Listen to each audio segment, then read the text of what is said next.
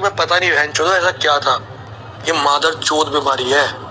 Liver kidney खराब होती है तो भाई तैयार हो जाता है अपनी किडनी देने को, वो नहीं तैयार होती तो बाजार में जाके किडनी मिल जाती है।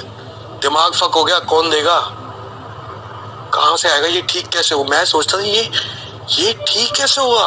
ఈ ఫోటోలో ఉన్న వ్యక్తి మనకు తెలుసు హనీ సింగ్, కొంతమందికి ఫేవరెట్ సింగర్. మన ఇండియాలోనే కాదు ఆల్మోస్ట్ వరల్డ్ వైడ్ గా కూడా ఫ్యాన్స్ అనే వాళ్ళు ఉన్నారు.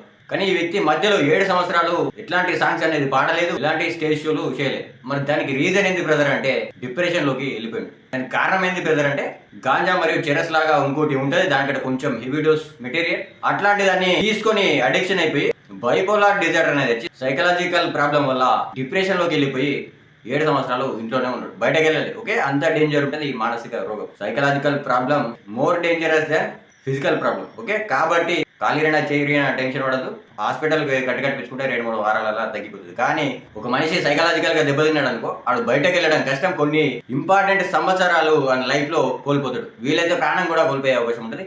కాబట్టి చిన్న చిన్న విషయాలకు టెన్షన్ పడి లైఫ్ ను కొలాప్స్ చేసుకోవద్దు, డిప్రెషన్ లోకి కూరుకుపోయే సిచ్యువేషన్స్ అనేది తెచ్చుకోవద్దు. Thank you very much.